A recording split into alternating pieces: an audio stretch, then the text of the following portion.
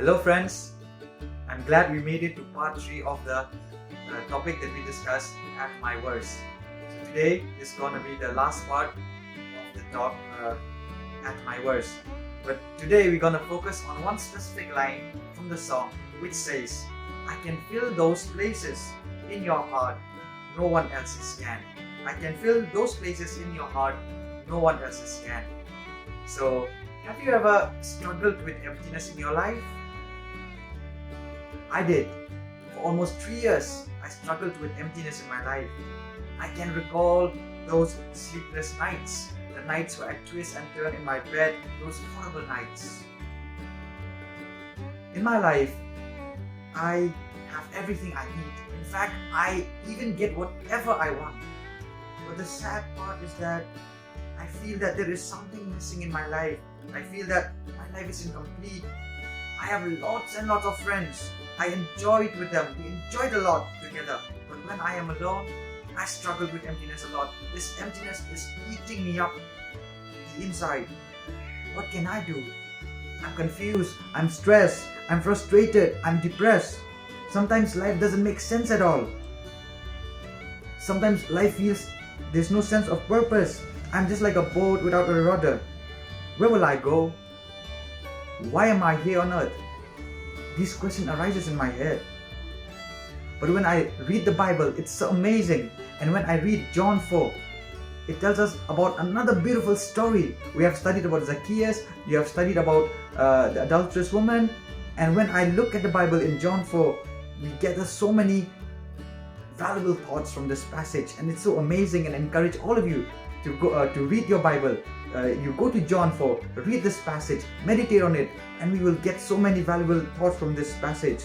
Because in John 4 we read about a woman who seems to be so insignificant and useless. And this story is very interesting because it tells us about a Samaritan woman. Why is it interesting? It is because Samaritans are outcasts in a Jewish setting. More than that, this woman is immoral. She's ignorant, and she is an adulteress, plus she is uneducated woman. She is an unclean woman. She had a mixed marriage. This woman was at her worst. This woman, I believe, struggles with depression and emptiness a lot. That is why she tried to fill that emptiness with men. That's the reason we read in the story that she had not only one, not only two, but 5 husbands. She thought that these men can make her life complete.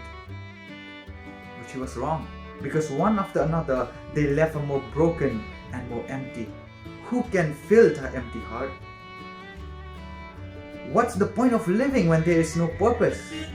What's the point of just mere breathing, just mere existing without living? I can picture Jesus sitting calmly and coolly in the well, expecting this woman. Yes, it is noontime, by the way. This is another interesting point, because if you consider the context, if you consider the geographical location, no one will ever come to the well at this point of time, especially during the noontime. Why? Because it is extremely hot. No one will come to the well at that point of time. But the woman, the outcast, took advantage of this, and she came to fetch water so that she will not meet anyone, so that there will be no one in the well. She was at her worst condition, and she wanted to avoid seeing people. She wanted to avoid meeting people. Plus, she is so broken and so empty. But she met someone instead, and that someone is Jesus Christ himself, waiting coolly and calmly at the well. He had a purpose. The Holy One of Israel, the long-awaited Messiah, was right there in the well. And it shocked this woman. Jesus knew her.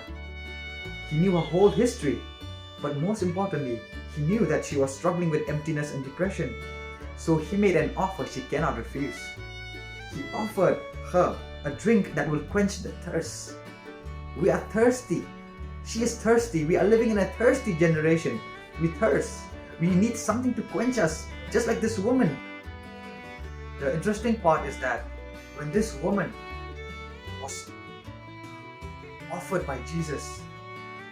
This drink that could quench her thirst forever. She did not reject it. In fact, she accepted that drink.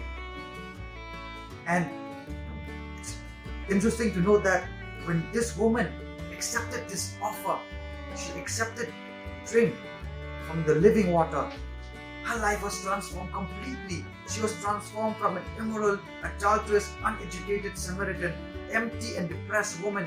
She was transformed into a great evangelist. Jesus, the Son of God, revealed himself to such a woman that he is the long-awaited Messiah. Isn't this amazing?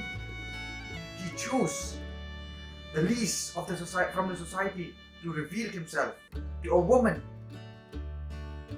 I can picture this woman carrying an empty vessel with an empty heart, humming the song, "I need somebody who can love me at my worst."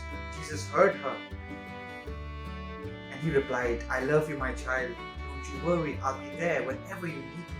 But most importantly, I can fill those places in your heart no one else's can. Come and drink from the living water. Come and drink from the living water." This message might be for each one of us listening to this video. You might feeling so empty, so broken. Our life doesn't make sense. We feel our life is meaningless, it is worthless. No, my friends, Jesus is offering us the same thing, just as he is offering this woman in the well. Come and drink from this living water, because from this water flows a fountain, an everlasting fountain that will never dry up. Come and drink from this well of Jesus Christ. And he's the only one who can fill those empty places in our hearts. He'll be the one who can mend the broken hearts. He's the only one who can love us at our worst. God bless you all. Thank you so much. And Jesus love you. And may God bless you and your family. Thank you very much.